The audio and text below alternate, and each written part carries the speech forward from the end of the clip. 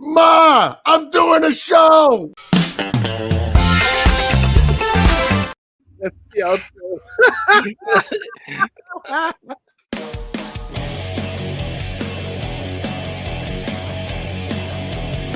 KGRA Digital Broadcasting and Pop Culture Minefield presents Dangerous Military Nerds. Dangerous Military Nerds. They're just like regular nerds, only dangerous. And now, your hosts, Don Ecker and Gerry Cassell.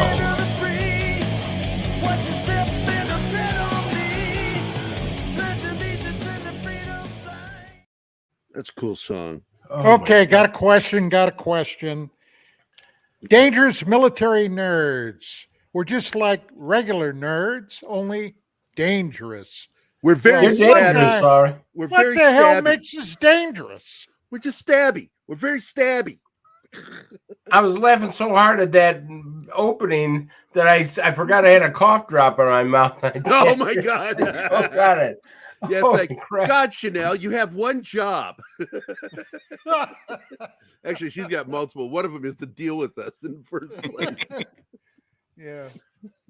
Well, so much for cussing in the first 15 seconds. Oh my gosh.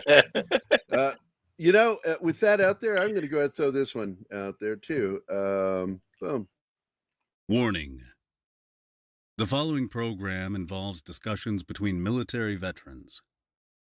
As such, it is almost guaranteed that there will be coarse language and crude subject matter. So if the words piss, fuck, cock, cunt, and shit offend you, this might not be the place for you. Otherwise, enjoy. Enjoy. Enjoy. That is the truncated one. It doesn't have the Doberman Pinscher or Min Pin story added to it. Boy, oh boy. Oh my God. I downed my lunch really fast. Woo! I'm gonna probably have either burps or hiccups at some point from it. I wish you gave me a warning on that new opening that you had there. I almost gonna miss the show. I was gonna keel over in my chair here for a second.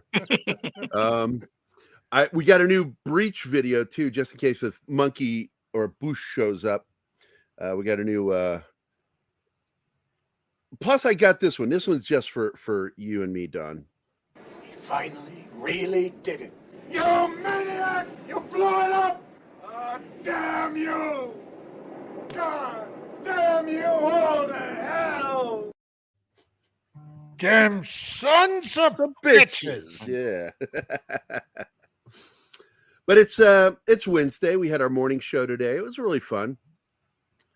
Scary because of some of the stuff that we had to talk about. I got to tell you, it's hard not to be stressed out about AI and where it's going.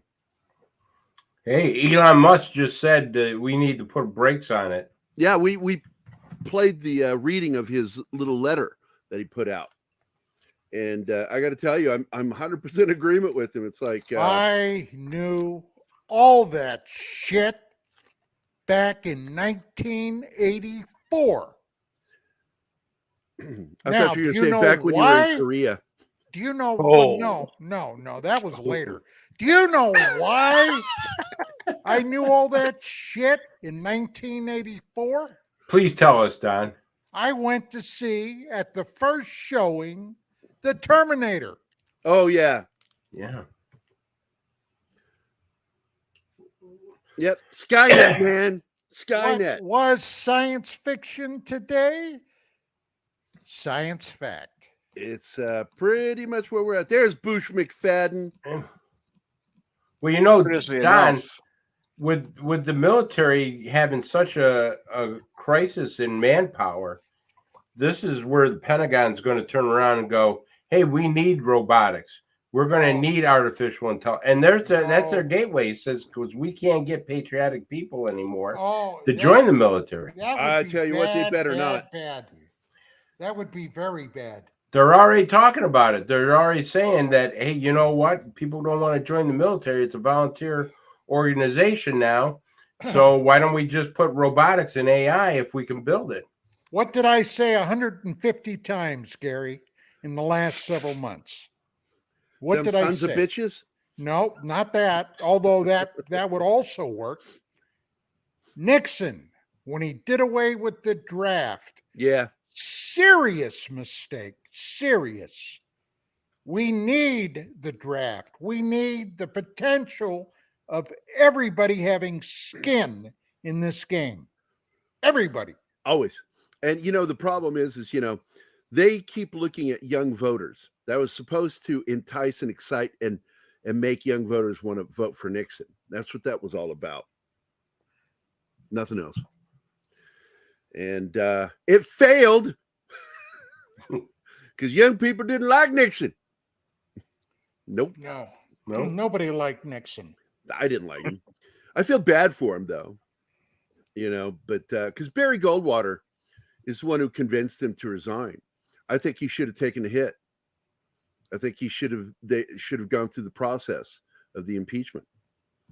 I think that history would have played out a little differently if he had. But oh well. But I trust Barry Goldwater. I really do. But he said for the betterment of the party. Resign. We ended up with Jimmy Carter. And that was 4 that was a big improvement, wasn't it? Misery. Do you remember the first time he used Delta Force? Remember how awesome that was? That It was a cluster. It was a cluster. Oh no, that went really well. They used naval avionics in a desert. Brilliant. Brilliant. Yeah, I remember that very well. Oh, you mean they have different filtration systems? Those naval vessels over, normal like helicopters and planes? Right. Yeah. Believe it or That not. dust, that sand got up in those things and just brought them down.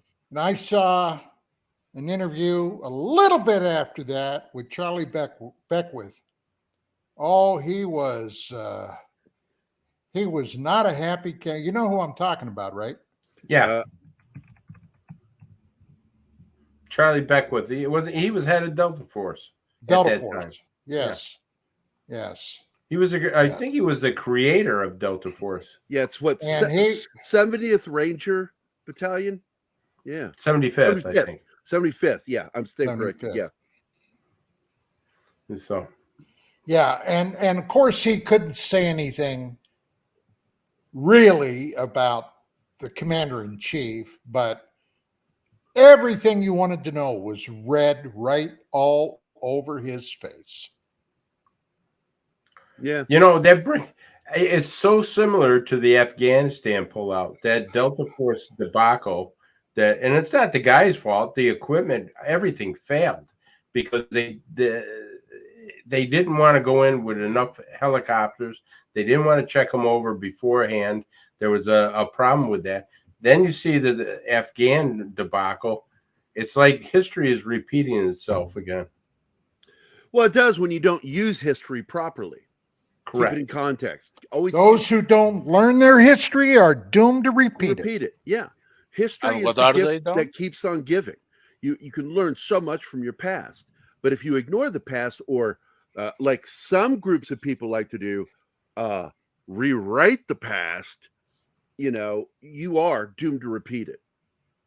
Well, here's a piece of history that's happening right now. If you look at the Chinese buildup, it's the same thing that Adolf Hitler did.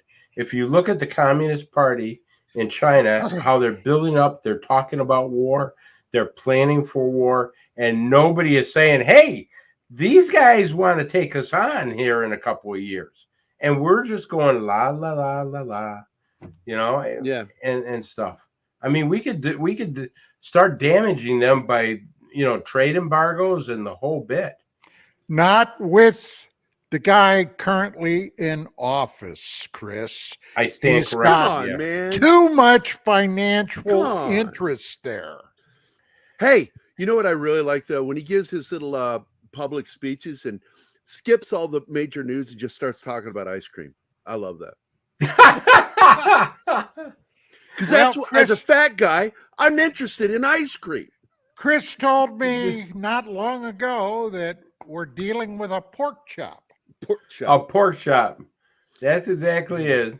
Jill, And, is you it know, time that for a got pudding? modified when I was in, and we changed it from just pork chop to fuck chop. Didn't we have a hot mic pick him up and say, Jill, is it time for pudding yet? Oh my God, I wouldn't be surprised. Is it time for pudding yet? Oh God. But there you go. That's us in a nutshell. We're in a nutshell. Hey, I'm in a nutshell. I don't know. So we've got a lot of stuff going on. Something I've been wanting to bring up, because I'm going to do a show about Julian Sands soon on our Saturday, because it's been over a month and there's no sign of him since he went missing on that trail. They went hiking up in the mountains, and he got split up from his friend, and they can't find him. And it's been over 30 days, and I'm just telling you, nothing. If you're not finding anything, like fires that were set and put out, anything left behind that was eaten, partially left behind, I'm telling you, all hope is out for me. I don't think they're going to find that man alive. No, if you don't resurface within 3 days, it's usually 1 week is the norm. Well, yeah, okay, but we're talking about the wilderness. Yes, up there. And he was a trained hiker. He was skilled. So I give him anywhere from 3 days to 5 days. Nothing. Do you know in certain parts of the wilderness? Now, I'm going to be telling you that I'm not familiar with this case you're talking about, but I do know that in certain parts of the wilderness, I've had DEA agents and deputies in state, and Don, you know this. There's a lot of drug labs in the wilderness where they're cooking and making stuff up there, and sometimes these hikers stumble into these places. I wrote a short story about that very subject, where a bunch of guys get back, an entire team get back from Iraq and go on a float trip on the Niagara River in Missouri, because there are so many. We call them wood hippies here, Don. And what they are, they're meth labs out in the middle of nowhere. And you know these guys, you'll see them. Like, I remember one time my buddy and I were out fishing, and which meant he was fishing and I was drinking beer. And all of a sudden, this 1970s Vega pulls up, all rusted out on the bottom. What a piece of shit the Vega is. Pulls up, and like 5-6 people get out of this little Vega. And I swear to God, there wasn't but 10 teeth between all of them. And that's how you know wood hippie or meth manufacturer, meth head. Yeah. And we ran into them all the time out here, because Ozarks at one point was the capital of the United States of meth production before, south of the border started producing it cheaper. And we have laws here that are still on the books that are specifically made for dealing with people buying cough syrup, even though meth isn't made here anymore. And, well, I could tell you, I had a couple of deputy friends of mine who were in California at the time, and when it came season time to go after pot raids, marijuana raids, or meth and whatever they were making at the time out there, these guys were geared up. Now, this is back in the 80s. These guys were geared up like they were going to war. And they says, Chris, we are going to war, because these guys are carrying AKs and everything else under the sun. He says, and they're going to start shooting at everybody that gets near these places. They got booby traps and everything else. It's very sophisticated. You get close there, you could step on a grenade and stuff. They got grenades and everything. Well, I got to tell you, so like within the story, it was based off of a personal scare I had on the river dealing with those wood hippies. And you hit a certain point on the Niagara River. If you do not catch the right exit to get off the river, you're going to be on it for 3 days. There's no breaks after that one spot. And that was hairy. And I never went on a float trip on Niagara again because of those freaking wood hippies. and they're scary people, and they're armed. They are armed. And so I wrote that whole story around a bunch of Iraq war vets getting together for a float trip that go to war with the local wood hippies, meth makers. And they got to survive this battle. And they're not in their element. No. But it's the only thing that keeps them alive is their military skills and working as a team.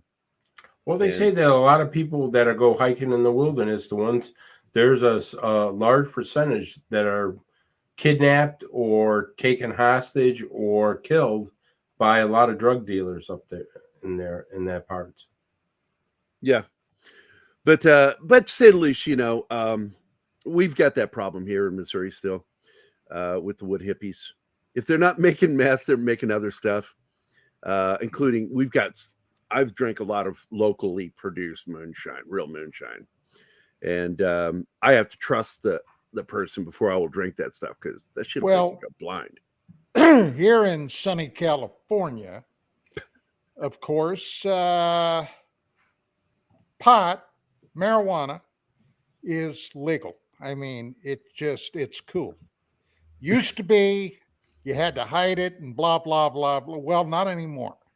But with that being said, we have, how do I say this politically correctly? We have immigrants that represent foreign financial interests that have gotten themselves huge stretches of formerly productive farmland, and they are growing marijuana on that farmland. And they are in competition with the local growers. Now, if you are smart enough to be here, I'm sure you're smart enough to know what I'm saying. Mm-hmm. And that can get a little violent now and again with these foreign interests, shall we say, that are south of the border. So with that being said, yeah, it can be a little crazy. And California has gone from being a little bit crazy to being a whole goddamn bunch of crazy. Look, I got to tell you, man, I took Zoe to California back in 16. We went to Hollywood. We went to a the Black Rifle Company, coffee company. Yeah. We were invited. I was invited to go to their premiere. And in Hollywood, we went to the old Academy Awards Theater. And it was fun going to see that. But then we wanted to go to Venice Beach and to the beaches, period. We visited 3 beaches. And it was so miserable because the skunky stink of weed ruined, Brian, ruined. Because I want ocean air. I want to enjoy the ocean. I don't want to smell your chronic when I'm out on the beach. There was no safe spot from it. I couldn't find any retreat from the stink. Everybody's on the beaches just toking up, man. And I'm like, God damn, man. No respect for other people. And that's my problem with a lot of my weed friends. It's like, I've even had that problem with some of my smoker friends. It's like, come on, man. Come on, man. There's some places in California now, they wish they had that odor compared to what they got on the streets now with urine and feces and everything else. You light up a cigarette on the beach and watch what happens. Yeah. They would lose their shit. Virginia but you tobacco. can smoke up with some weed there. That's different. I'm doing skiing. That's skiing. Yeah. That's a double one. Now, my understanding is that the nicotine or the chemicals in the marijuana, some of them are supposed to be much worse for your lungs than cigarettes. Is that correct? Anything that you inhale into your lungs that's not designed to be inhaled into your lungs is bad for you. And they, all my friends who marijuana doesn't hurt you. I said, the F it doesn't. I've had friends that never smoked a cigarette in their life, got lung cancer. But marijuana treats cancer. Okay, look, it helps with pain. It doesn't cure things. The only thing that I will say is CBD oil, I think it is, had an impact on what was that condition? They made a movie about it with Nick Nolte, where the kid had some sort of seizure problem, and the CBD oil helped with that. But once again, it wasn't curing it. It wasn't real. It was treating the symptoms of the condition. And that's one thing that, I say, what happened? We lost Chris just disappeared. I was looking right at him and he was gone. Yeah. Oh, we bored him.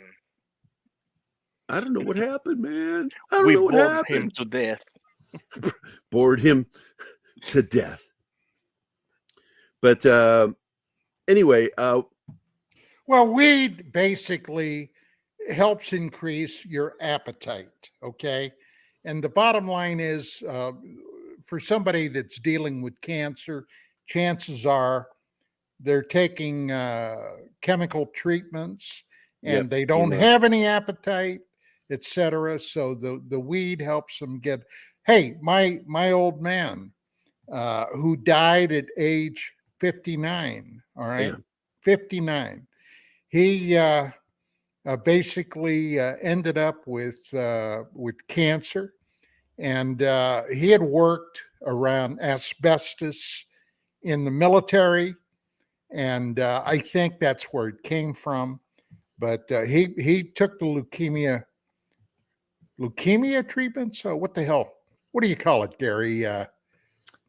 it's either chemo or chemo. He took the yeah, chemo. Yeah. Okay. And boy, I'll tell you what, dude, he shrank away. God. He was a big guy. He was a big guy. I know that my dad lost a lot of weight during his battle with throat cancer. And he was getting a mixed treatment of chemo and radiation. Yeah, and weed is okay for treating the side effects of things. Whether it's a disease or on chemo, weed helps people on chemo deal with the sickness that someone often comes with it. Right. So I see the usefulness of it, but and I know that it helps with pain management too. Supposedly non-addictive. I say supposedly, but I'm like, anything that kills pain, you can become addicted to. Psychologically, if nothing else. Yes. Long-term smokers, especially men, tend to get some interesting side effects. THC is stored in fat cells in the body, so it stays around. There are fat cells in important parts of the body. The other thing I always bring up, that when you smoke a cigarette, you're not really deeply inhaling most of the time, 90% of the time. You are when you're inhaling weed. You breathe deeply and inhaling that all the way into your lungs.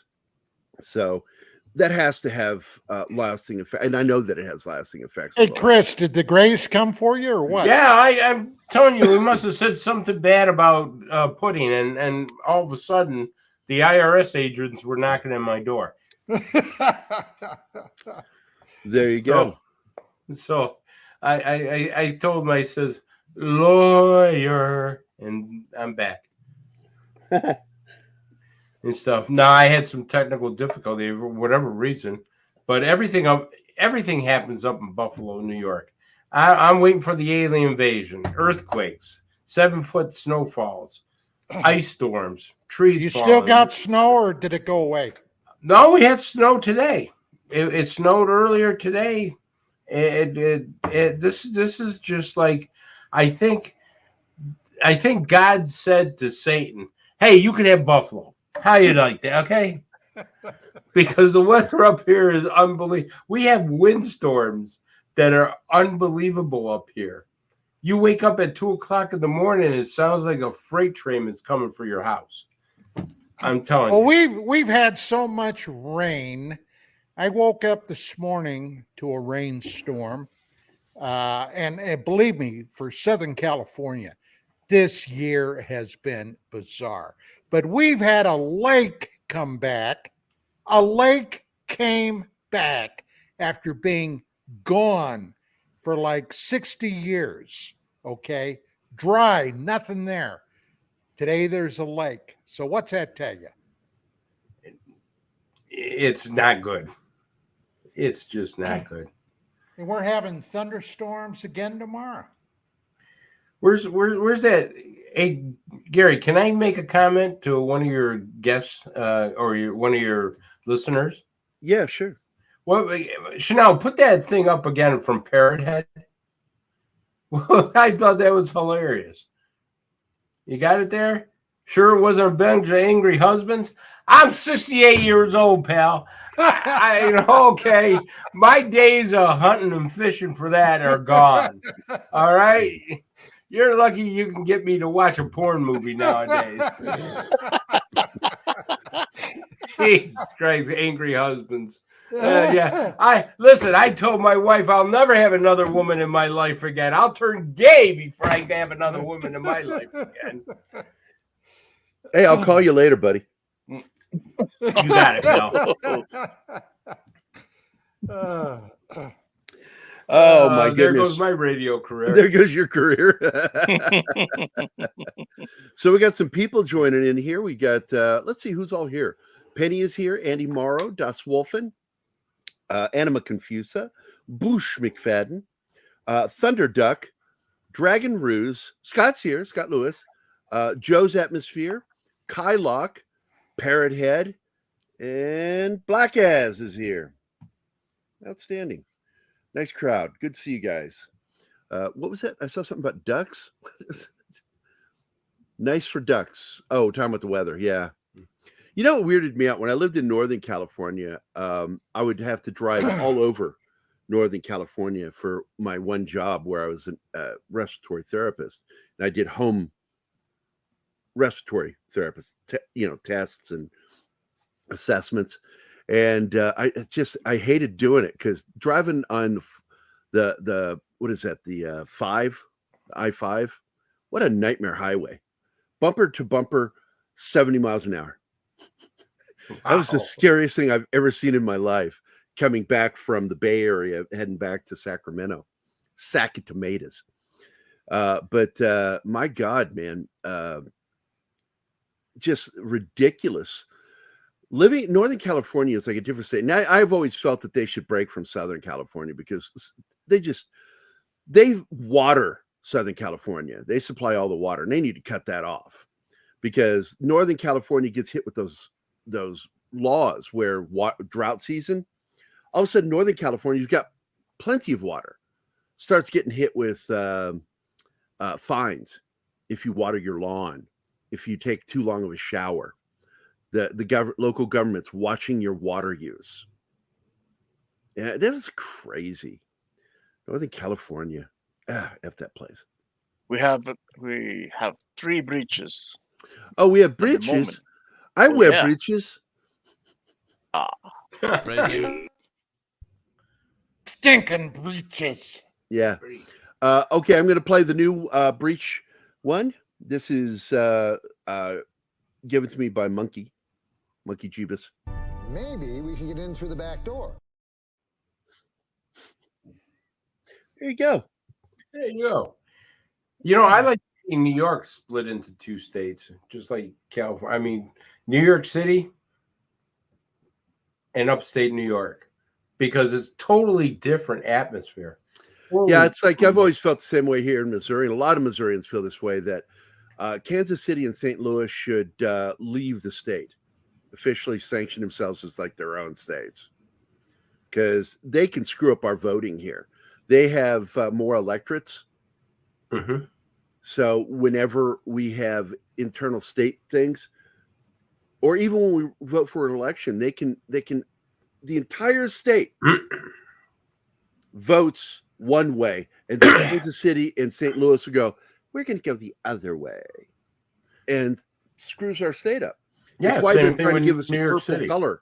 Yeah, they try to say Missouri is not a red state; it's a purple state, and I'm like, no, Missouri proper is red. Then you include Kansas City and St. Louis, and all of a sudden we look purple. And it's just those 2 places that do it. People don't even know why the Electoral College is so important. The Electoral College is to keep Los Angeles, Chicago, and New York from deciding every election. And that's what would happen if we got rid of the electoral is. college. Yeah. It's like when Hillary Clinton talked about those 2 million votes. Where was those 2 million votes from? Los Angeles area. Mm-hmm. All 2 million of them. That was when she was talking about for the popular vote. And that's why we don't go by the popular vote. We go by the electorals. The electoral college keeps densely populated cities that go one way or the other dominantly from Well, to get back elections to a military bent, the 2016 election came down to one word for me. Okay? One word. That was it. Benghazi. Oh, Benghazi, yeah. Yeah, she that was her Chappaquiddick. Hillary Clinton's Chappaquiddick is Benghazi. She will never be elected. I will tell you, my good friend, and I've had him on my show a couple of times, and I've spoken to him intensely. Oh, your buddy that was in the CIA? Boone. Yeah, Boone was actually the actual sniper on the roof at Benghazi. And I tell you, they've written him off. They were in contact with people. It's not like their communications cut off. They were begging, pleading, and telling them. They were really, that one part of the movie where they said, we're going to die if somebody doesn't come here fast. And they wrote them off. But I mean, they were just going crazy. And the worst part is they sent in a person from the Central Intelligence Agency to go in and investigate it. And she told Congress, this is all screwed up. This was bad. These guys just left them to die. And what really sucks is they changed the name of that station, station chief, the CIA. They changed his name in the movie because they didn't want blowback on him from the movie because he was an asshole, just like they show in the movie. Well, I could tell you there was a lot of things told to me off the record that was going on and stuff of that nature, and that Boone was, and I encourage you someday to talk to him. He was fantastic. But I mean, just think about this. You're up on a roof and you're calling for help, and you're getting low on ammunition. You're getting low on people because they had 2 friends die there in a mortar attack. And now you're going, nobody's coming. You're being told nobody's going to come for you. Nobody's going to help you. You're it. This is it. The cavalry. And they even said coming. They say it in the movie. It's just us. Mm-hmm. It's just us. It's time to get junkyard dog mean. And I'll tell you what, I've only ever been junkyard dog mean once. And later, it scared the shit out of me. Okay. But at the time, there was no other way to go.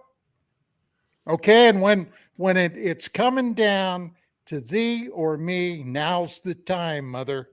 Now's the time. You got no choice. You either do it or you go away.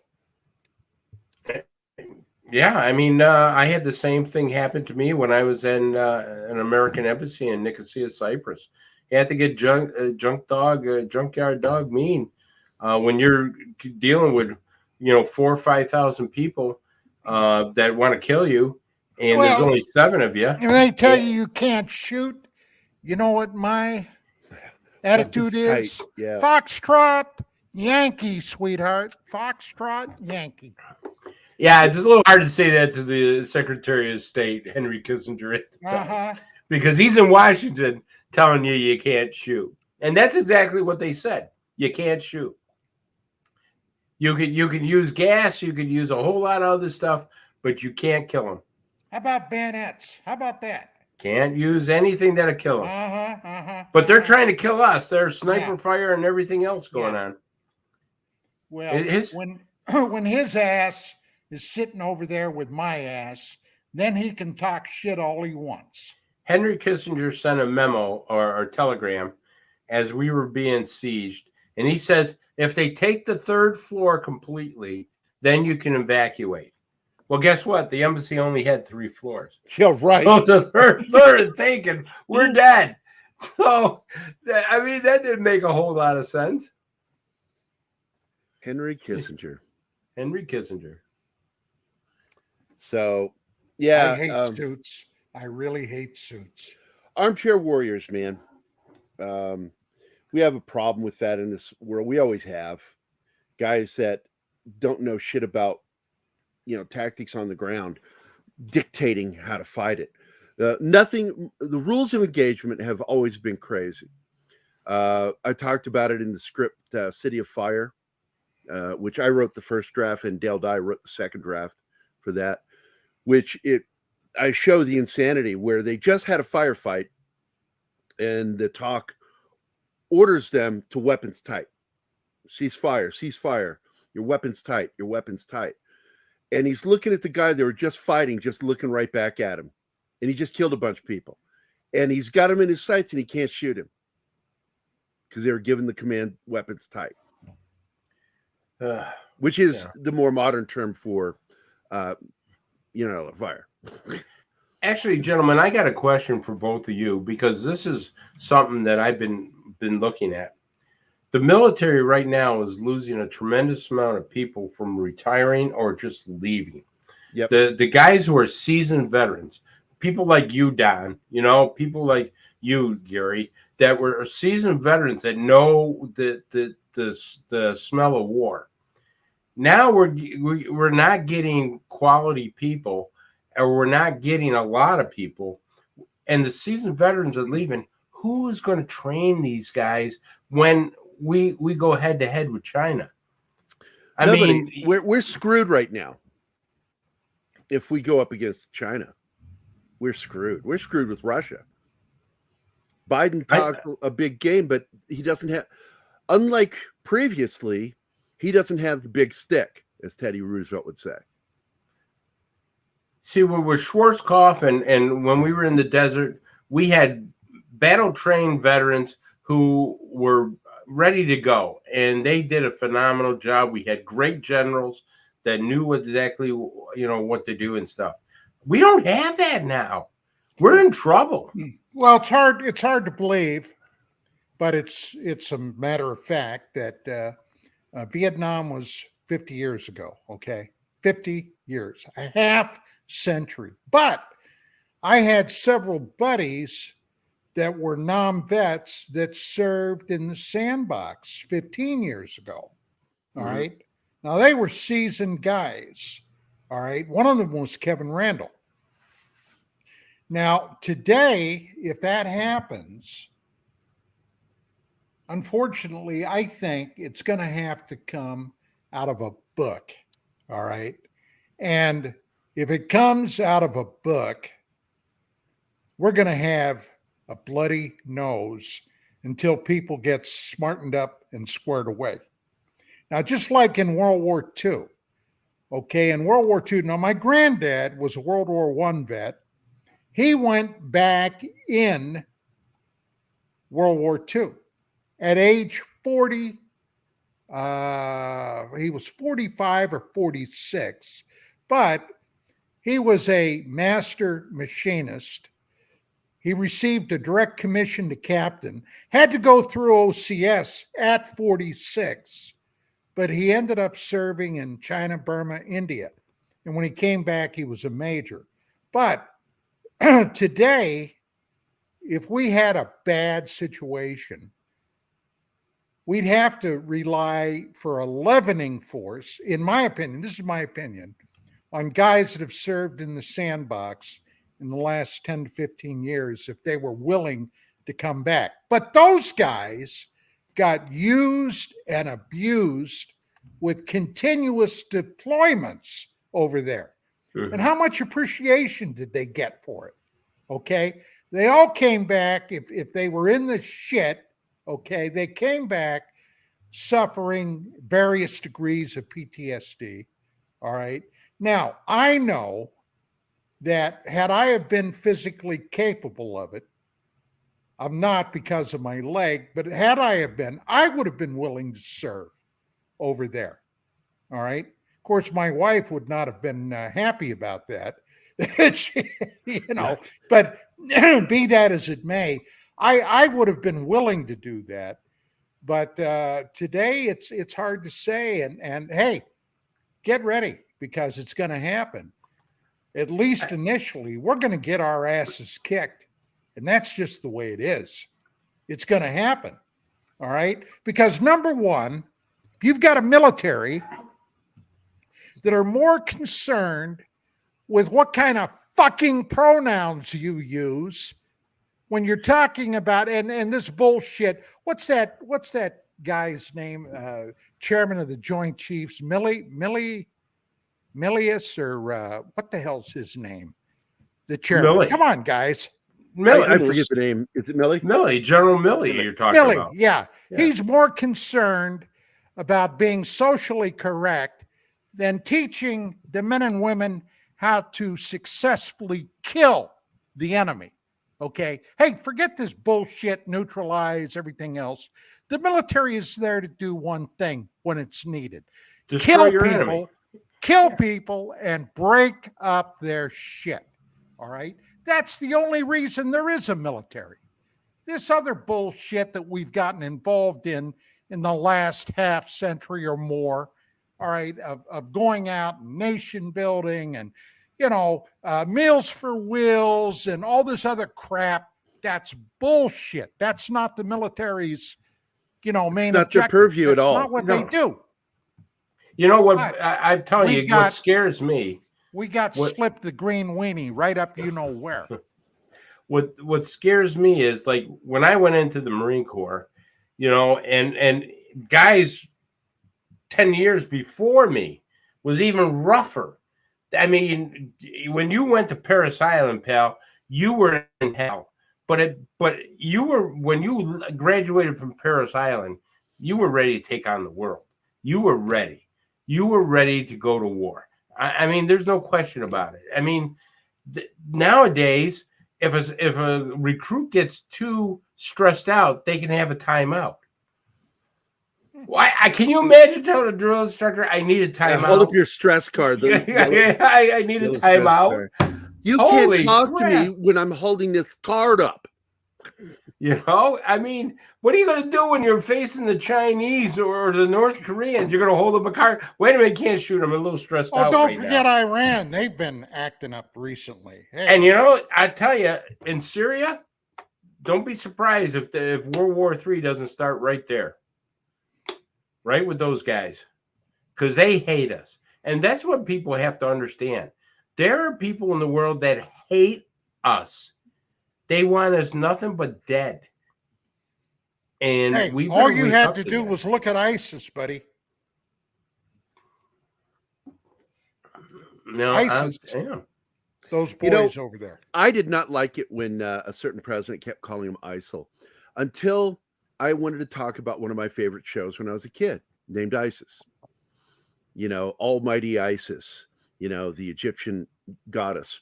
And I'm like, anytime I brought that up, it's like everybody go, oh, and I'm like, oh man, I should have gone with ISIL. Any way you want to call them, any way you want, these are people that hate Americans. And they will do, and they don't play by rules. We try to play by the Marcus of Queenberry rules.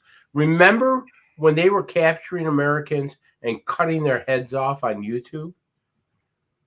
How evil is that? How evil if you have an enemy that is making you watch your husband or father or whatever being decapitated? All you had to do was talk to any World War II veteran that served in combat. Didn't matter if it was Europe, Africa, the Pacific. What would happen when the enemy would get to our dead, especially the Marines, when they were facing off with the Japanese? The Japanese made a sport out of mutilating the dead. Well, then what did our guys do? Well, payback is only fair, right? Now, today, if you run into a bunch of those asshats, all right, that are particularly nasty, and you defeat them, you kill them, you defeat them, and then out of pure frustration, somebody takes a piss on them. Exactly. What happens? We What happens? we court martial them. We take our warriors and we court martial them. I'm telling you, boy, we've got a rude awakening coming up down the path. Oh, looks like Monkey. What Monkey Evils has to say. Capture them and give them pig organ transplants. You know what? I loved how back in the late 1800s, they would arm their soldiers with bullets that had been cleaned with Greased pig oil. with Pig not oil. only pig oil, pig fat. not only pig fat, but beef fat. Because Well, it was primarily the Brits, all right? Yeah, it was the Brits. And the Brits were dealing with Muslim insurrectionists and Hindu insurrectionists. Okay, in India. One of So the things that's how and what did Blackjack Pershing do? Ended up being General Blackjack Pershing when he went into the Philippines. He was commanding primarily an all-black military unit. That's where he got the nickname Blackjack Pershing. Okay, they were African American troops, and they were fighting the Moro insurgents. Well, buddy, they buried a couple wrapped up in pigskin. And that seemed to cure a lot of ills. We're talking 1898, 1899, back when you could do something like that. Today, for God's sake, they'd literally crucify you on a wooden cross for something like that. I got to tell you, man, what it is Tecumseh Sherman, you know, he basically said it when he said that you have to be willing to be worse than your enemy. You have to be willing to do worse, because in order to fight somebody, you have to put the fear of God into them. Exactly. You do have to. I mean, war is a terrible after World War thing. II, they stopped having that ability. The media took too much of an interest in things and always wanting to paint us as bad guys with any opportunity. And so the military was the first one to get, pushed under that. They went under the thumb of, society. And so they always want to, popular. They want things to be popular. The military is worried about what people will think rather than focusing on winning. And Tecumseh Sherman, what did he do? He told Atlanta, look, your army, your Confederate army, we're tired of dealing with them. So we're going to bring the fight to you, the people, because you're the ones funding this. And he burned Atlanta. Yeah, he surrounded it and just cannon fire and everything laid waste else. to it. Just laid leveled waste to Atlanta. And then all of a sudden, sometimes you got to bomb Dresden. That was why that happened. To let people know, hey, man, this war is not just over there. And that's one thing that we've always been nervous here in America, because we've always kind of had concerns about our coasts during World War I and World War II, right? We had those concerns. It wasn't until the threat of nuclear war did we realize that we were at risk as the people, because the fight was always there. And it's something that it really needs to be part of the national consciousness. And it was a mistake that George Bush made when he told everybody to go on about their lives. Go shopping. Told people to go shopping. Instead of getting America on a war footing, that's what he chose to do. Well, America, he's a terrible war president. Traditionally has had the width of a gnat's ass. Okay. Wasn't that long ago, time-wise, 20 years or less, when we had attacks right here in this country that for the most part were covered up by the press of Islamic terrorists. How many people remember what happened down at, what was it, Fort Hood, with that Muslim major that went nuts? Okay. And he decided he was no longer an American officer, but he was a Muslim freedom fighter or whatever the hell they think. And he shot up he was a psychiatrist, for God's sake. Yeah, I remember that shit. And he did what, 19 or 20 victims? What about the first bombing of the World Trade Center? 1993, February. Oh, yeah. Yeah, nobody remembers that. Nobody. I do. You know, You're one of the few, Martin. You're one of the few. I always thought when I was in the military, and the one thing that they kind of told us, the United States doesn't start wars, but we finish them. So if you screw with us, and that stopped things. People said, you don't want to, because like Ronald Reagan said, I'll send in the Marines, and God help you, I'll send those guys in, and I'll level the place. I'll make it into a parking wars at the end of World War II. Okay, it's a sad, sad thing, but Korea. Now, he was an egocentric son of a bitch, but Douglas MacArthur knew how to do one thing. Win. Okay, he knew how to win. Yep. And when China invaded it came through North Korea down to South Korea. Okay, the Chosin Reservoir, very, very famous battle involving the Marines. Okay, and it was a miracle that those guys were able to withdraw and get the hell out of there without being surrounded and massacred. But MacArthur had a cure for that. He was willing to nuke them. And Harry Truman got pissed off. And to an extent, I understand Truman's dilemma. Here's my general. I'm the commander-in-chief. Here's my general threatening to perform his own foreign policy, and he fired him. But when he fired MacArthur, that set it in stage that war would never be won. Look what happened to the fall of Berlin, Don, Gary. Look what happened to the fall of Berlin.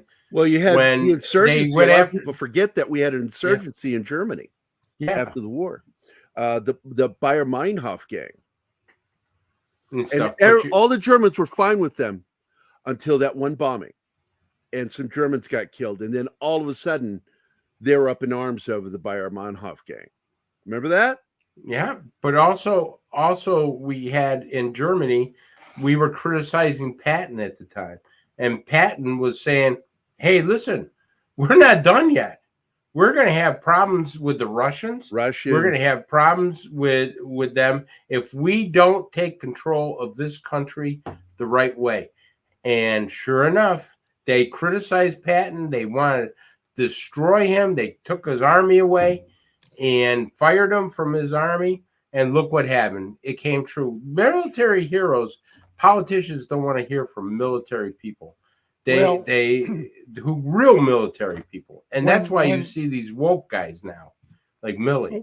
When the real militant Islamic threat loomed, all right, and we huffed, we puffed, we did all this kind of shit. What they should have done, and we had the ability and the technology to do it, was to put together a top secret military hit squad. Yeah, you heard me. A hit squad using Delta Force, using Navy SEALs to go out, hunt down these terrorists and kill them quietly. Okay? We could have done that, but the Israelis were doing it. Damn right they were. Damn right. But hey, it's real politic, okay? There's a big, big, big divide between the armchair, never having served, slack-jawed fucking Congress people sitting on their ass in D.C. and the guys and the women that are out in the bush, all right, so to speak, metaphor. Don, I think you're holding back. Tell me what you really think. Well, that's what I did that over the Bush comment. You said Bush. I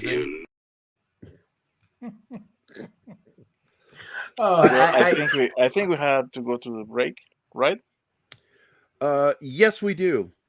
Chanel, take us away. Hi guys, this is Gerry from Pop Culture Minefield here on KGRA, and we're leaving for our first break. I hope we survive. Did you know 75% of Americans are chronically dehydrated? If you struggle with focus, run low on energy, or when it's time to finally sleep, you simply can't, this can all be linked to dehydration, and Fuel Up has the answer. Our proprietary formula contains the finest cellular hydration with the strongest immune-enhancing natural ingredients. The Fuel Up system is made up of 3 different incredibly tasting varieties. Wake kickstarts your day with a jolt of caffeine. Play boosts focus while hydrating your cells. Rest not only helps you relax, but also rejuvenates your cells while you sleep. Here's what our clients have to say. I really don't miss my coffee, and you can tell the difference. So I'm going to take it for the energy. I'm going to take it for the play. I'm going to take it, all day. And it works. That's the thing. It works. We love it. Take the Fuel Up Challenge now, where we offer a feel the difference money back guarantee. Fuel Up for life.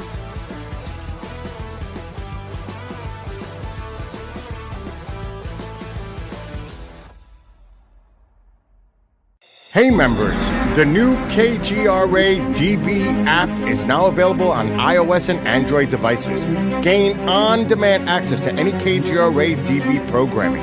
Download any show directly to your mobile device to listen or watch on the go. Go to the App Store and search KGRA DB. Oh wow, we survived. Welcome back to the commercial break.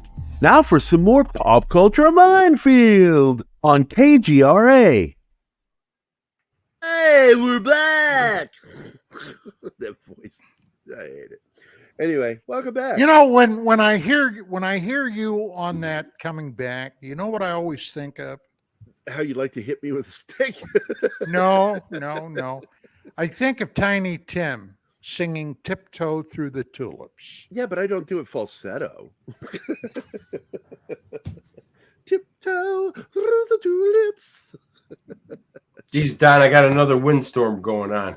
I thought a tree was gonna go crashing into the house. Unbelievable. Snowing outside.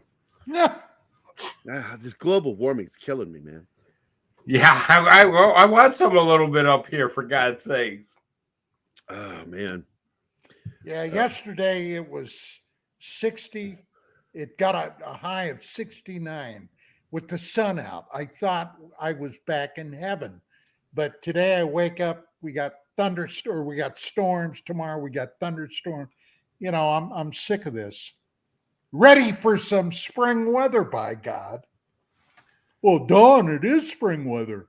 Yeah, well, maybe if I were in Portland or Seattle, not here. I'm very careful that this tree doesn't come through my window here. So if you see me running out the door, you know what's going on. Hey, we got some more people that popped in. We got Kylock, Parrot Head. Let's see who else. Monka Jibus is here. Thank you. Come again. And let's see, Ruben Christopher Haynes. So yeah, welcome everybody. By the way, Monkey, here you go. I downloaded that or made that video. Here you go. This one? No, that's not it. This one. Maybe we can get in through the back door. There you go. That's Yaphet from the series The Orville. I'm wondering what's going to happen to that show because I was a little disappointed with this last season. Did you guys watch it? No, I did not. Yeah, I did. I like it. It's sort of like a good replacement for Star Trek. Bad Star Trek when Kurtzman Trek. And I found it entertaining because they had one of the executive producers from Star Trek Next Generation and the other Star Trek shows that followed. And so it really has that feel of Star Trek. Although they did it more for comedy season 1, it got a little better in season 2. Then season 3 happened and started out strong, and then all of a sudden they had like really dumb plot points that annoyed me. You know, it's like on away missions. Okay, here's a prime one. On away missions, the rule has always been you're not supposed to send your command officers together. It's like you're not supposed to have the president and vice president together during certain things. It's the same thing on command missions. On missions, you don't send your command. So, the captain is supposed to be kind of benched, and he sends other people into danger for him. So Star Trek, the original series that we grew up on or loved, Captain Kirk was always going on away missions. But that's not how that shit operates in real life. Not regularly. Although I do know that, like with some of the special forces in Iraq that were going to get in Mosul in particular, where these commanding officers were out there with their guys, and one of them got into a knife fight. Although they wanted to make a movie about it, and Harrison Ford wanted to play this guy, it was later criticized, going, "What the hell was he doing? Breaching. What was he doing breaching? He shouldn't have been breaching. He's got breaching teams. They're breachers. What is he doing that? Why did he get in that situation?" He leads from the front. And I kind of like admired it, but at the same time, I understood the criticism that he didn't belong in there and he got himself into a situation that he had no place being in. So the movie never got made for probably 2 reasons. That the criticism that it got from people in the military, and also because Hollywood hates the military, modern military. That's why Steven Spielberg only makes World War II movies. Well, why does Hollywood hate the military? I mean, they've had look at Top Gun. They act like they love George Bush word, now. One word, gentlemen. One word: testosterone. Yeah, testosterone. It's a toxin now, But no, it's the situation where the big Hollywood movie that came, Iraq War movie, was Lions for Lambs. Yeah, with Robert Redford. It had everybody, and Tom Cruise was even involved in it, and it tanked because this is a simple fact. Your best anti-war films are just really well done, realistic war films. If you go out of your way to make an anti-war film, people aren't going to enjoy it. They're not going to watch it. You'll write accolades about it. Hollywood elitists will say, "What a wonderful film."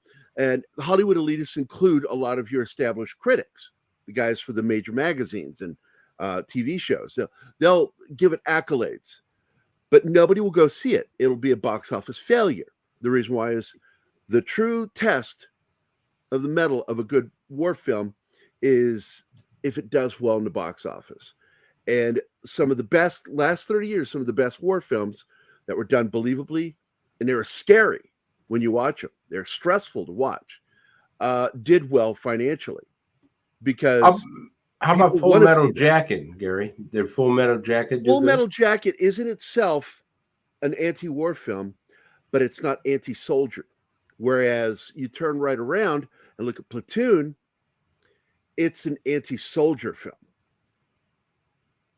And that's my problem with that, where they showed the dynamic just too much, that the rednecks were the bad guys in that movie. All the beer drinkers and the whiskey drinkers were bad guys, and the potheads were the good guys in that movie. And that was the decision that Charlie has to make in the film. Is, am I one of these guys or am I one of these guys? I'm going to go with these guys, with Sergeant Elias, because he's the new Jesus, and Oliver Stone is such a prick. When he says that line at the end of that movie, Dale worked on that film, and he knows how I feel about that line. And I'm not going to say that he agreed with me. I can't officially confirm or deny that he agreed with me. But that line, we flew thousands of miles to fight the enemy, and the enemy was us, is one of the most insulting lines to the American soldier. Yeah, I think that is insulting. It is. It's very insulting. It's insulting to every guy that bled over there. You know, one of the biggest things that just struck me terrible is that we always criticize the soldier when the soldier has no say in where he goes and who he fights. Absolutely. And that's why I get so pissed at Spielberg. His leftist mindset of refusing to be a part of films that show modern soldiers in a heroics act. And it's like, instead, his buddy Brian De Palma makes that movie Redacted, where he shows it's the second time he's done it. He loves to show the darkest things that soldiers did. And is it a bulk of the soldiers? No. It was like 1% of your soldiers are sickos, psychos, and freaking assholes. Yeah, I think that 1% one movie, Casualty, and that's the movies he wants to make. He did it with what was the Vietnam film he did with Michael J. Fox and Sean Casualty of Wars. Again, focusing on something that was already broached in Platoon, the rape. Mm-hmm. So they make a whole movie about it, and then he turns around like 20-some years later, makes another one, anti-soldier, anti-marine movie, Redacted, where it shows the rape and murder, rape of a girl, and then the murder of the entire family by a Marine and I think 2 of his compatriots. I can't remember the whole story. I refuse to watch that film because that is giving aid and comfort to the enemy when you do that during a time of war. When you're at war and you live in America and you make your living in America and you make an anti-soldier film, it's treason, in my opinion. You can be against, you can be against the war. You can voice your opinion, but never be against the soldier. What Jane Fonda did, I thought was so treasonous, sitting on an anti-aircraft gun. Of course. Comfort to the enemy. Yeah, that was horrible. While some of our guys were being tortured in the Hanoi Hilton and other camps. I'm disgusted by their behavior and their general attitude. And it's always directed at soldiers, or I should say, it's bad enough that the soldiers are cannon fodder most of the time, but to then also be the cannon fodder to the entertainment industry too. You brought up a good point. And one of the things was, in every war, our enemy has always been more brutal than us. And we're better than them. Forget about that. We are better, but that's how they say we need to be better than them. So we need to be nicer and not do the things they do. Don, you were there. The Viet Cong, they were brutal to any prisoner. World War II, the Japanese. Actually, I didn't see knowingly any VC while I was over there. What I did see where I was and when I was were the NVA. Yeah, and the actual North Vietnamese Army. Huh? Well, by the time you were there, the VC were done. Yeah. They were toast. Tet Offensive, people love to talk about Tet Offensive. Again, I'm going to bang this drum. I get so mad at the media and entertainment industry for talking like the Tet Offensive destroyed us. No, the media destroyed us. We actually defeated the Viet Cong. We destroyed them. We killed them. There were like 90% fatalities right around the Tet Offensive because they screwed up. They weren't able to communicate. Well, Walter Cronkite lied from right. Didn't he come out and say the war is unwinnable after the Tet? Yeah, he lied. Yeah. He sent that film strip back to CBS. And they added the sound effects of the combat. The battle was over. The battle was over by the time he did his report. And I have talked to witnesses that were there when he did it, that saw him record it. There was no combat going on. It was quiet. I don't even want to get into it. I just think that people don't realize some of the brutality that was done to our troops. And we always focus on hating the troops when these guys were putting their life and limbs, and then after captured, the Germans would just mow them down. They look at the Battle of the Bulge. They'd line them up in the snow and just shoot them all. The Japanese, tortured, American servicemen. And I mean, in it's just brutal. certain areas, the Japanese also practiced ritualistic cannibalism on American and Allied POWs. Really? Oh, yeah. Yes. Yeah. That I didn't know. Where Mr. didn't know Waller about has this. a video about that. where George H.W. Bush got shot down. Yeah. You remember that what is it, film strip, whatever, that was shot of him being picked up by a submarine? Yeah. There was an island right off of there, Chichi Jima, I believe it was, Chichi Jima, where the Japs, and later a couple of those Japanese soldiers were basically arrested as war criminals and ultimately hung, but they actually practiced ritualistic cannibalism on downed American flyers. Jesus Christ. Oh, man. Whew. I didn't know that. That's freaky. I didn't know that either. That's freaky. I just showed an article from 1971, and I was really troubled by the photo that shows there's an American Air Force officer in the background. In the foreground, you had two Japanese officers, and one had his hat folded up in a silly way, and he had a goofy laugh on his face. And the other officer is holding an old samurai sword that's clearly rusted. The metal of it's rusted, holding it. And then you had this Japanese soldier from World War II standing there that had just been discovered in the islands of the Philippines. Been living there for 31 years before he was found, still thinking the war was going on. And he's being made fun of by his own officers as he salutes the camera. And it really bugged me. As much as, the enemy, blah, blah, blah, I just cannot stand it when people make fun of soldiers. I don't care what army they were in or military. It just bugs me. What do you guys think of that? You remember that shit, don't you, Don? Well, yeah, I do. And as a matter of fact, I'm trying to remember. Yeah, it was Guam. After I got wounded, I was at the 95th VAC in Da Nang for 2 or 3 weeks. Then they sent me to Guam to the Naval Hospital there, and I had to have some more surgery. And that was just at the time that Japanese soldier was discovered in Guam.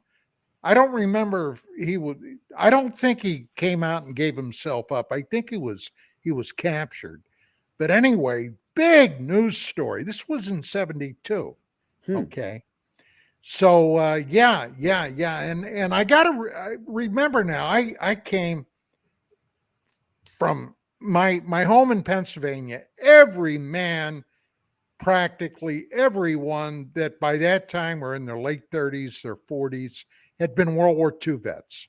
Right. And they either fought in Europe or they fought in the Pacific. And I can remember that I always had an antipathy toward the Imperial Japanese Army because of the brutality. But I remember I kind of was in awe of that guy. Can you imagine living on your own for 25 plus years in the jungle, in a cave, on an island occupied by the enemy, by what you saw as the enemy, and he survived there? That was a mind blower at the time. It's a tough SOB. You bet. I just can't get over. So like Don was saying, how we immediately after we fight people, we make them our friends. I think it's sometimes a disservice to Japan has been a great ally to this country since World War II. Yeah, but look at China. China, we helped China, survive.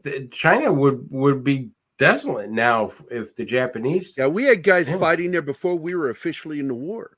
Mm-hmm. Happy Bollington, in particular, and his guys flew those Flying Tigers. 40 Flying Tigers. Yeah. over China to defend against the Japanese, and but look, communism. Look, is so bad. even today, all right, in 2023, as we do this show, the Chinese hate, loathe, and despise Japan for what happened 80 years ago. And the Japanese, well, hey, for over 2,000 years, the Japanese had periodically, off and on, been at war with China. And Korea, don't get me going about Korea.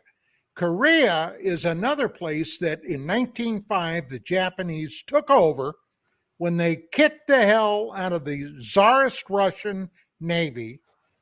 They took over Korea and they treated them like slaves and serfs. Absolutely. The Koreans hate the Japanese. Well, people forget that in particular, just take it back to this, Don, because I think this is important to mention, and I'd like to see your point on this, is that the railroad that was built was not built just by POWs. Right. You're talking about the Koreans were used as slaves to help build that railroad. Right. And it was the bridge.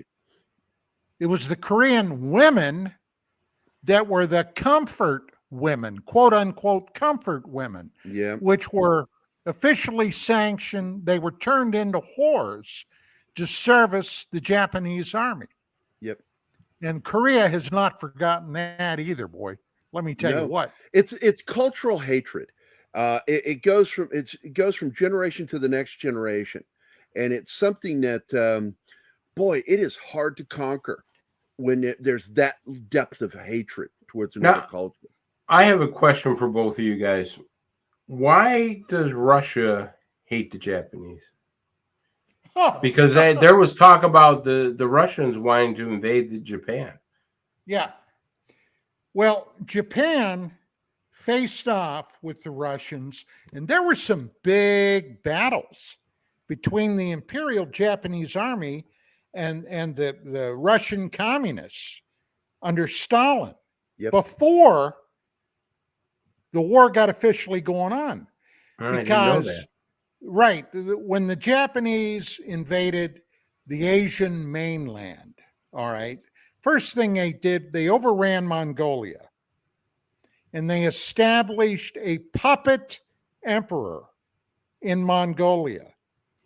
But then they decided they were going to take over the rest of China because for 2,000 years, they hated the garlic eaters, as the Chinese were referred to by the Japanese. Well, guess what? Stalin and the communists had built a railroad that went all the way to, what the hell is that port name? It was very instrumental in the 1904-1905 war with the Russians. It starts with a V. Well, screw it. I can't think of the name. But basically, the Russians had a big Siberian army there with armor. They had tanks because they figured sooner or later they would be fighting the Japanese. The Japanese still hated the Russians from 1904, 1905, and they got into some serious clashes. Okay, we're talking regular, big, full-scale army battles. And then they were able, because of the Germans, remember that Stalin and Hitler signed a pact in, what was it, 1939, 1940. Yeah. The Ribbentrop Pact, okay, and the Japanese were already allied with the Nazis, so that kind of cooled their heels, all right? Stalin backed off. But by the time the end of the war, we had been bugging Stalin, hey, look, the Nazis are defeated, goddammit. When are you going to come in and help us, okay, against the Japanese? And Stalin said, all right, within 3 months, we'll invade. Well, they did. And when they did, okay, the Japanese were not expecting them. The Russians went through the Japanese armies like shit through a goose, all right? And suddenly Japan, even when we dropped the A-bomb on them, they still thought they could hold out until the Russians hit them. And their big fear was the Russians hitting the islands and coming down, basically getting rid of the emperor and turning Japan into another communist state. And that's what basically did it. Now, when the Japanese officially surrendered to us, Stalin let the Russian army continue on for another week, killing more and more Japanese and overrunning more and more land that he figured they would keep at the end of the war, all right, which they would have a toehold in the Japanese islands. So that was basically it. But the Japanese and the Russians had no love for each other, none. And folks, there's a great historian, military historian telling you this, because I had no clue. Well, we have some comments. I want to get over here and start comments. Let's see. We'll start from the beginning here with Bush saying, run out the back door. I already played the video for that. And let's see. Then he commented on your not knowing, remember the name of the island. He says, I know Chichi Gemma. She was a good dancer. Okay. And I heard she could do amazing things with her mouth, but I don't know that. That's what I heard. Well, I heard sailors really like her because they love her naval base. Yes. If I don't get supplies in over a year, I just go home. Monkey Jeebus. That was good. He also said I would train chimpanzees to attack people if he was on the island. Let's see. He was attacking and killing natives because he was stealing food, trying to stay alive. And so that was how he ended up getting rooted out and captured. By talking about Guam? The Japanese soldier from World War II that was hiding out. Well, there were several. Oh, there were more. One in Guam. They even made an episode of $6 Million Man about it. You remember that? In the Philippines. Yeah. There was one that came out, I think it was 1974. He was a lieutenant, Japanese imperial officer, that finally gave up after they got his former commanding officer to come over to try to get him out of the jungle. I remember that very well, too. And Bush McFadden says he had to eat, which I agree. You know, look, the guy, I don't like that he killed people, but I'm sure that they weren't going to just let him walk away with the food, and he wanted to survive. And so there you go. The cave would glow like the sun if someone turned on a black light. Oh, shut up, Bush. Oh, my God. I just understood that. As I read it, like, oh, ew.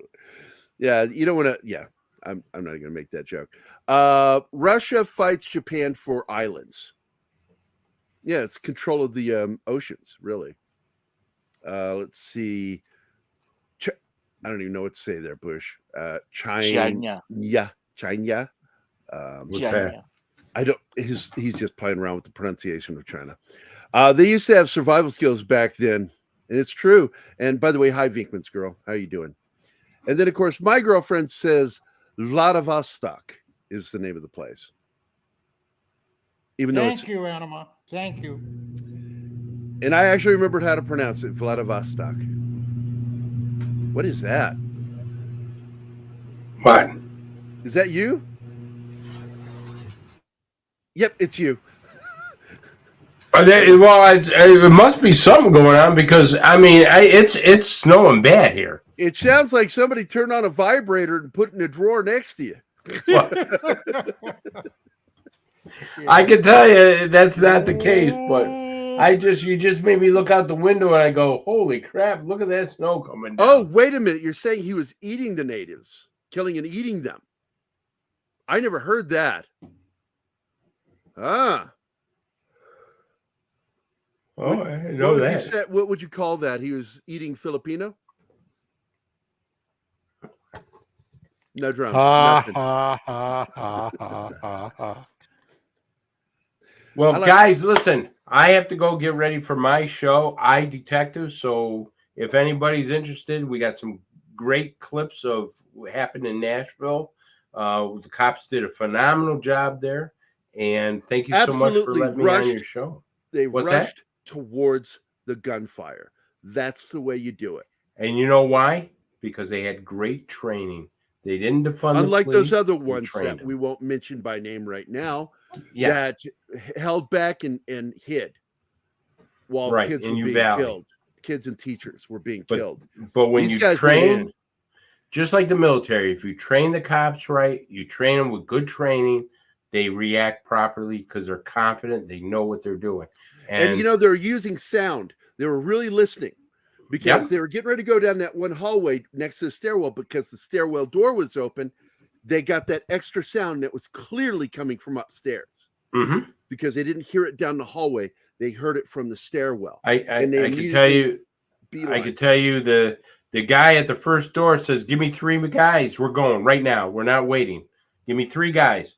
They go in. 3 guys and him go in, and you could see they were well trained. He says, "Put the rifleman first."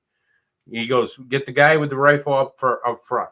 So you have your heaviest firepower. And from what I saw on the video, because I saw the raw, unedited, uncensored, she got caught with her back to them, looking out the window because she was going to fire out. She was window. firing down at the police down there. That's what she was shooting at, was downstairs, and they came up behind her and they just laid her out. They smoked her. All right, just to be perfectly clear, was this biologically now? Female. Female, okay. Yeah, identified as male, and don't care. Dead. On antidepressants. Bad guy is a bad guy is a bad guy. You know, bad girl is a bad girl is a bad girl. If you're gonna go shoot kids, you're gonna get smoked. Yeah, and then there's this shit that Andy No. I don't know if you watch or read him. I follow Andy No. Let me share real quick. Posted this today. Andy No is the guy who outed Antifa, and I admire this guy a lot because he has been attacked, brutalized, and continues. He's a gay reporter who goes up against all these organizations and calls them out. And he gets called a white supremacist when he's Asian and he's gay. And they don't know how to deal with him because he's just like bullshit. I know bullshit. He calls people out on bullshit. And that's what he does. He's a very good journalist. And he's posting this shit today. Daily Mail, group behind Trans Day Vengeance, raised money for guns. You know, to buy, not just to buy them, but to pay for training. I wanted to say goodbye to Chris, damn it. Well, I might actually stop over and see him after the show. Yeah, it's like, look, man, I've always said, like, when I took custody of my daughter and refused to even work with my ex-wife on it, I told her, I said, your problems are not going to be my daughter's problems. I'm tired of this shit where parents with problems take it out on the kid and just make their lives miserable. And I'm a dick, but I'm a good parent. And I did a really good job raising that kid. And you can tell, you know, people that know my daughter go, man, your kid is awesome. I'm like, I know. I played a part in that. But some of these kids, man, they grow up like this. They're messed up. And they've got mental problems. And they want to make their mental problems everybody else's problem. And that's where we got to draw a line. Stop making other people's problems your problems, or your problems other people's problems. And I've got a beef with the way they do things. And it doesn't matter what their agenda is. I don't care what their socio-political stance is. It's the same thing no matter what. It's your problem and you're trying to make it other people's instead of owning your own problems. It's Gary's fault. Oh, sorry, Vinkman's girl. Yeah. I'm sorry, I love Andy. No, he's a good dude, man. On antidepressants in therapy, what is this? On antidepressants in therapy, history Yeah, of mental the illness. shooter. Gun, it'd be great if the FBI did a job instead of targeting. It's one of the reasons However- why I was nervous getting a diagnosis However, for my PTSD, the because doctors, they can actually, the federal government has been trying to get into people's private, that's your medical information is your private information. But the federal government wants access to it so they can determine that. The fact is look, when you are, people like this should be on a watch list. They absolutely should be. Activists. It's when they become involved with activist groups. This is not anything to do with their diagnosis. This has to do with their social media presence. The FBI watches these things, and absolutely they should be identified as potential threats way in advance. And that it got this far because they had to purchase those weapons. They apparently bought them legally, or maybe illegally through illegal means. But either way it goes, they were trying to get training for a reason. Now, you remember back in the 80s when they started talking about these survivalists, Don? I do.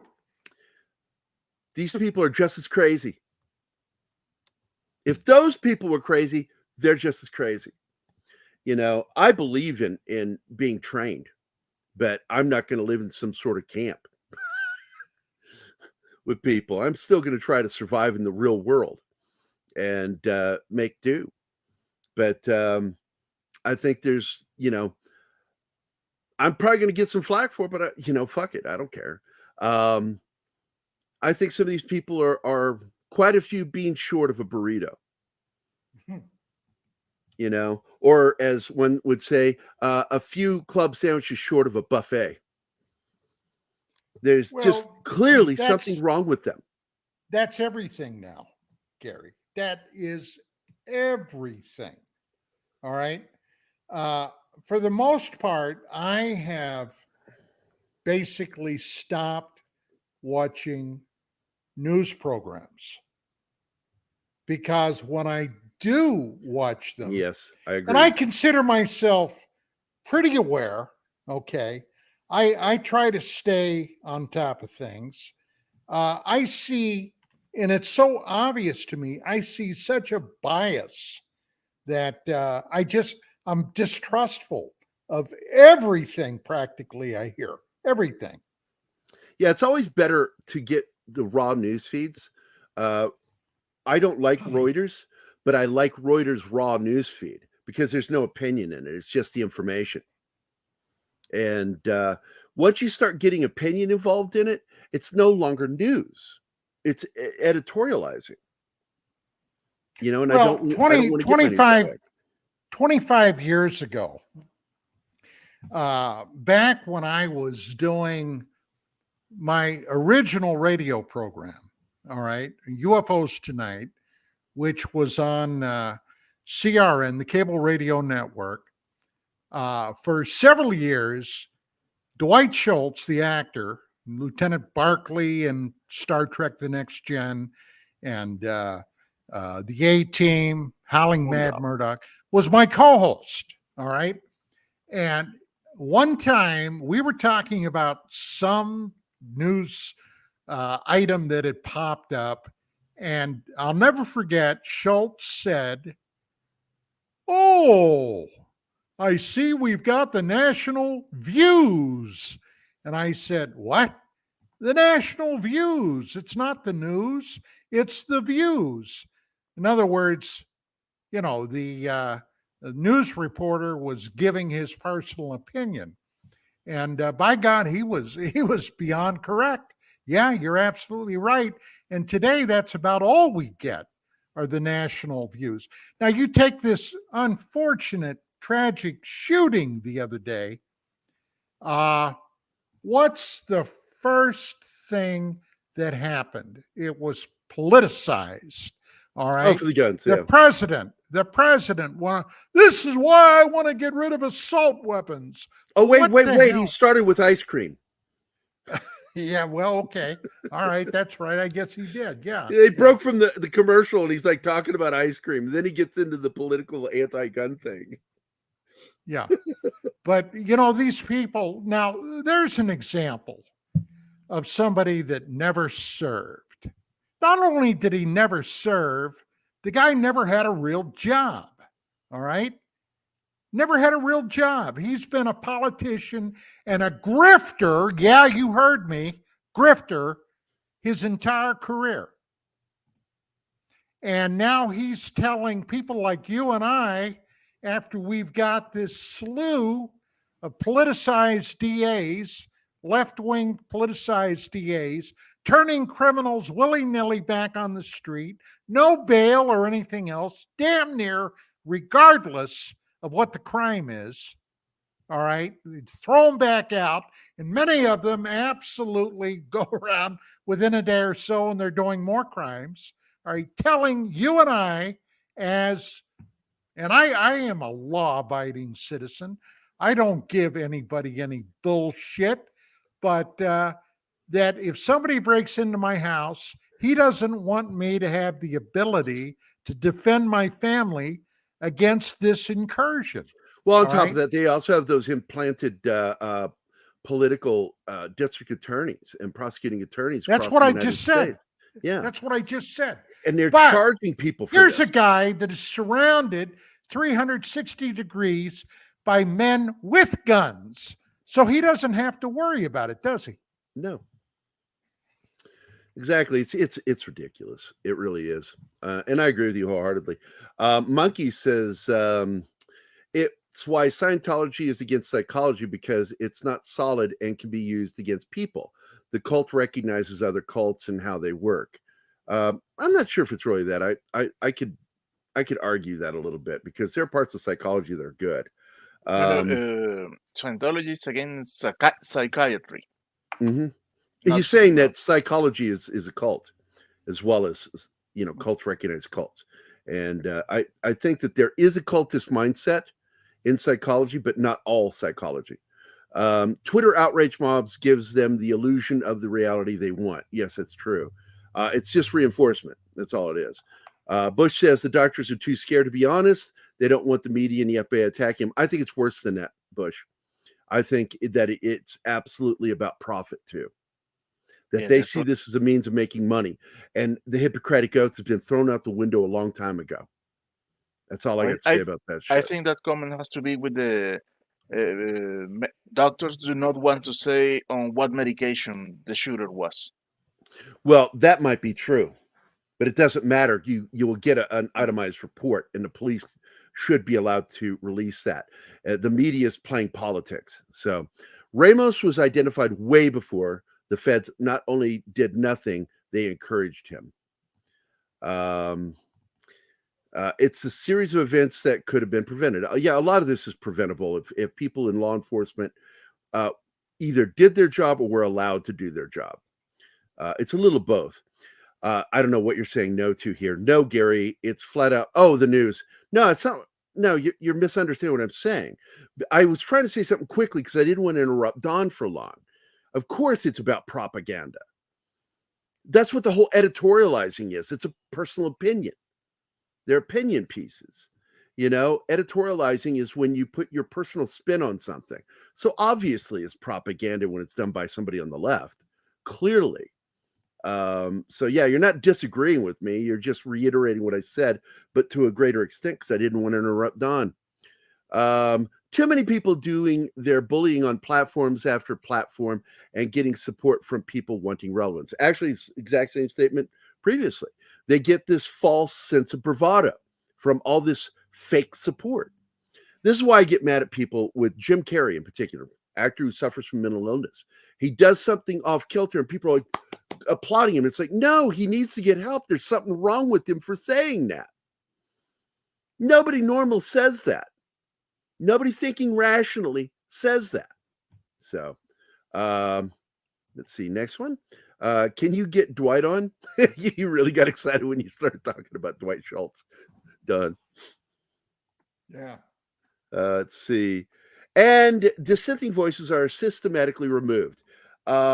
I got to tell you, I'm hoping that things are getting better on Twitter. It's been better for me. I have not been put on timeout, and I've been testing the waters. I've not been timed out yet. Gerry, you're leaving out when he started saying inappropriate things to children. I didn't leave it out on purpose. I left it out because, once again, Don was saying something, and I didn't want to keep interrupting him. So I just made the joke.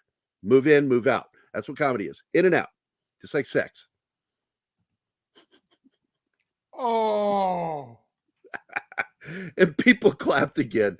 Yeah, I know. He says that shit, and people applaud. That guy's such a dope. He really is. They're applauding stupidity. Hey, we should start applauding stupidity. He talks about ice cream, says he's Jill Biden's husband for the 1,000th time, and starts being creepy with kids. Yeah. We call him, the executive sniffer. Yeah. Dragon Ruse says something about cat turd. I like cat turd. What were they put on timeout again? This is under Elon, man. It's supposed to be better. And I keep seeing people that don't belong in timeout being put in the timeouts on Twitter. And I think our friend was right that some of these people are holdovers to the old ways, and they're still doing shit. And they need to be rooted out, man. The rock needs to be lifted, and the light of human decency needs to be shown on them. So let's see. They put me on timeout when I said throw Nancy Pelosi in the fire because she's a dirty outbreak monkey. Jesus Christ. Oh man. I'm scared by some of our audience. I'm not. I love you now guys. looking at myself on camera here, I see where the Kilroy. Yeah, I know, because you're like down here. You're like yeah, I see. Okay. But how are we doing on time? We got about 14 minutes. No, 13. I think 13. So before we close out, do we want to talk about anything else? Any good subjects? I'll go to Twitter real quick, because there's almost always some benefits of sniffing airplane glue. I don't know. That's what led to my brother. He was sniffing glue and started throwing me around the house, which I have no memory of. And I remember that period of time. Throwing me around got him in trouble, and he got the decision, or choice, go to jail or join the military. And he went in the military for Vietnam. Let's see. Look and see if there's any reparations. What are reparations? Who owes you? You mean the people that are dead owe you? Man. If it doesn't start, no, that's not interesting. Well, Bush. Oh, that's right. Ike Perlmutter.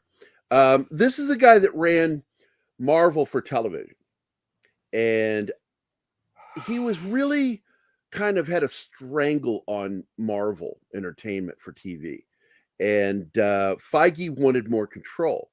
So after he got successful with the films, he pushed and got control over Marvel Entertainment for television. And by doing so, Ike Perlmutter was pretty much benched from that point forward. He just had no control anymore. Feige had total control. Feige was happy in the movies, right? He was happy with the movies, but he wanted no. He was the character happy, right? No. That was Jon Favreau. That's Jon Favreau, yeah. Oh, okay. Kevin Feige is the guy that oversaw all Marvel studio productions. Okay. And so once he got control away from Perlmutter, you knew his time there was going to be limited. He was going to eventually leave. We knew that. And though I don't like Ike Perlmutter, because Ike Perlmutter is very repressive in what he wanted to be shown and what he wouldn't allow to be shown. There was a lot of good shows that ideas were brought up, and he would shoot them down because he didn't want that on his Marvel. And Feige got kind of sick of that. But to the antithetical end of things, they turn right around and Victoria Alonso goes in there and starts adding stupid shit and changing things. So it went from one to the other, completely off balance. And so Ike Perlmutter officially stepped down and quit. Nobody's going to miss him. I never liked him. So, it's just, he's not doing it. He's like, could you imagine what's his name? Hamada in those last weeks, not doing anything, just sitting in his office. Hey guys, I'm still in my office. That's Ike. Ike had nothing to do. Hey, Real Wade Nation, what's up, buddy? So I don't know, man. Everything is just falling apart right now.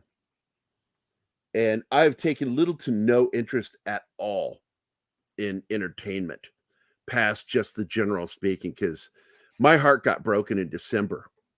And once that shit went down in December, I just was like, why am I doing this? And I want to put more energy in what you and I do, Don, which is more fun. I don't mind talking a little bit about entertainment, but I don't want to focus completely on it.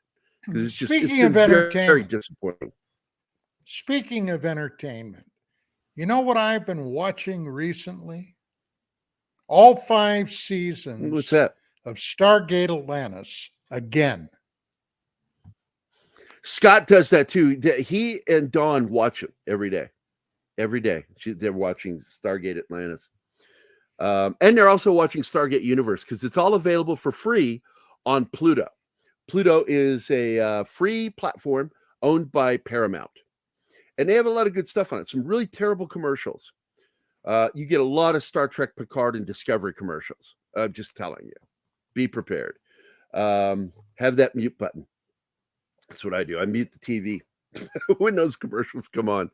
But STD, that's right. Somebody says, don't call it STD. And I said, then they need to stop giving shows initials that make acronyms like STD. I mean, how is that my fault? What is the abbreviation for Star Trek Discovery? STD. Yeah. They wanted to go with disco.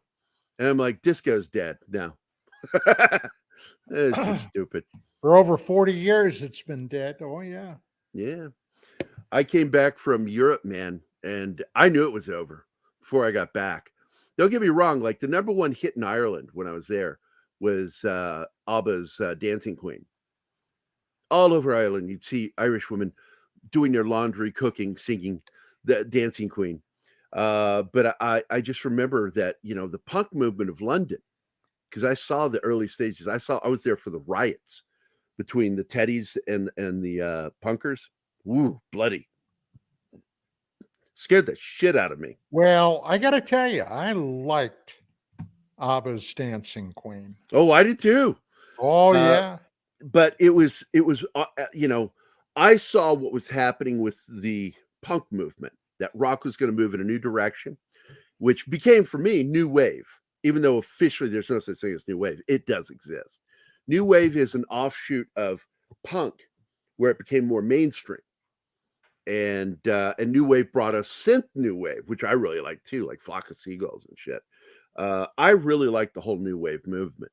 And, I came up in the punk movement, but my love was in new wave. I love that sound, that feel. It was very upbeat. It was experimental too. By the time the 90s came, man, music was dying because they weren't being original with anything. And now almost everything has the same 3 chords. Yeah. It's pathetic. The 70s gave us this great experimentation that became punk and new wave. Which was basically an outgrowth, well, the early 70s anyway, out of the 60s rock and roll. Okay. Mm-hmm. Starting, well, I mean, all right, the Beatles. Now, I've always liked the Beatles. The Beatles were the fathers of prog rock. Right. And but like the Who were punk, and Led Zeppelin was the surrogate parents of heavy metal, or what would become metal. Right. And because you and I were baptized in the same pool when it came to music. And even though you like two particular artists that I don't like I don't like the Doors and I don't like Janis Joplin, and I don't know really why, because there are songs of theirs that I do like. It's just for some reason I didn't take a shine to them. But you and I both love Jimi Hendrix. You and I both love Cream. I don't. That sounded really gay, didn't it? Yeah. A little, yeah. I don't judge. I've been trying to work around, Gary, your dislike of the Doors, because hey, it's really Jim Morrison. It's not the band. It's Jim Morrison I didn't like. He was a mean guy, not a very nice person, and I don't know why that impacted me so much. But it did. And Janis Joplin, I didn't like the the thing she did like a goat, and it just really didn't ring well with me. That's it. But I love the Beatles. I hated the Stones a lot too, at the time. But I've actually liked some of their music later on. And of course, my wife loved the Stones. I never cared for Jagger. I never did.